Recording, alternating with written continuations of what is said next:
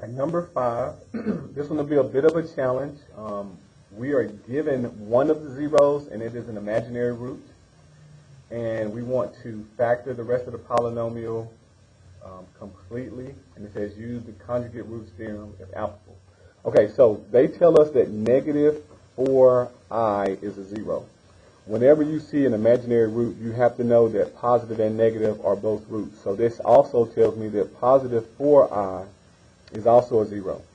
So I'm going to be using these two terms in this function, x to the 4th plus 2x to the 3rd minus 19x squared plus 32x minus 560.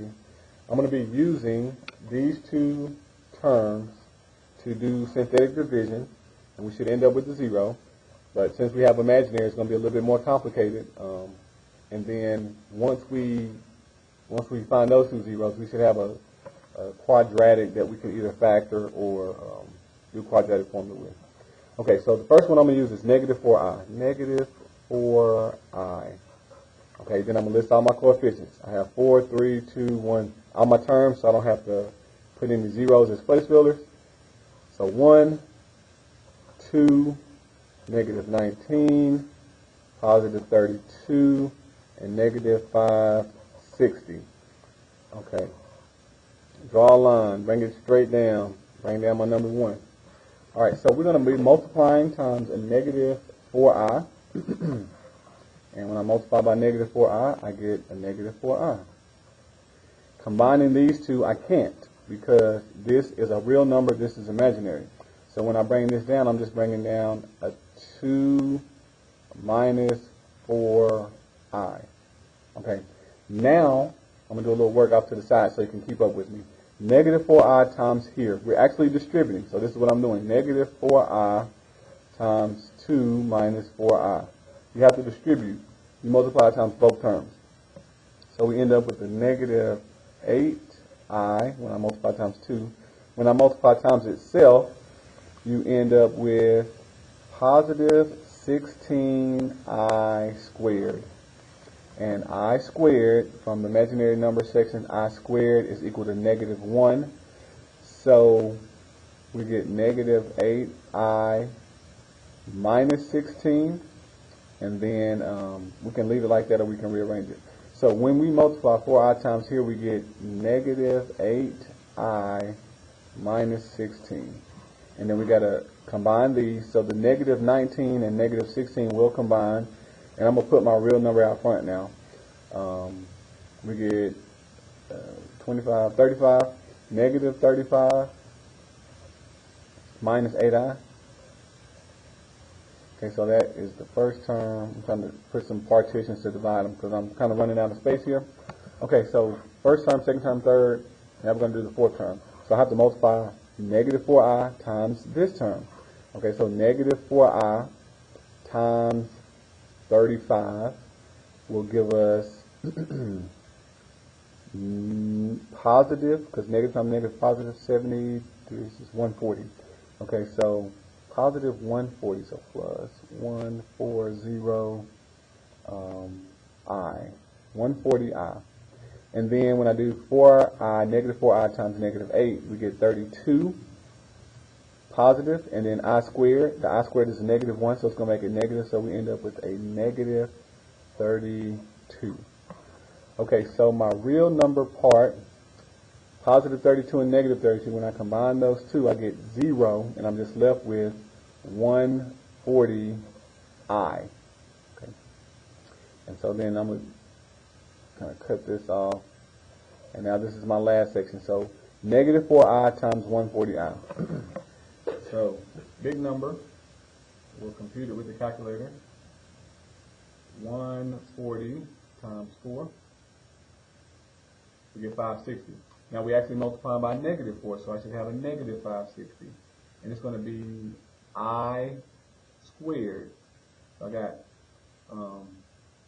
negative 560 I squared is what we have. So I got a negative 560 60I squared. Now remember, I squared is negative 1, so it's going to convert this to positive. So it ends up being positive 560. And when we combine those, we end up with a 0. So as it says that 4I was a 0, it does, because it ends up with a 0. Now I'm going to bring down these terms, and I'm going to do synthetic again with positive 4I this time. So 4I. Try to give myself a little bit more room this time. So we had 1 was the first term, and then we had 2 minus 4I, and then we had a negative 35 minus 8I, and we had positive 140I. Okay, and I'm running out of room, so let me, if I can get this guy down and get all this up here. Okay, so here are my terms. Bring the first term straight down. So 1, 4I times 1 gives me 4I, and combining these two, I can combine the I terms. Negative and positive go to 0, so that just leaves me with a 2. And then 4I times 2 is 8I, positive. Combining these two terms, the negative 8I and the positive 8I will go to 0, so that just leaves me with negative 35. And then 4I times negative 35, if we multiply those, we get a negative 140I. And those also cancel out to be 0. So here's what we're left with, our remaining polynomial. So 4I and negative 4I are zeros. We started out with a 4th degree. When I divided out one term, that left me with a 3rd degree. So this starts with x cubed. This one, we divided out again, so now we're left with the x squared, a 2nd degree. So that tells me my resulting polynomial is 1x squared, and then since that's positive plus 2x, and then minus 35. So that's my resulting polynomial. We're going to see if this factors. So, you set it equal to 0. Factors of 35, 5 and 7, and if I subtract those, we get 2. So x, 5, and 7. 7 will be positive to get, and I have to subtract. So these are my factors here. And then I think we leave them. Let me look at what the text wanted. Factor completely. You're trying to get them. And so it's saying f of x equals. So we're going to use the linear factors this time. So when we found out x, negative 4i works, so x minus 4i, and it's actually the opposite. So this is a positive 4i, that's the root, and then we have x plus 4i.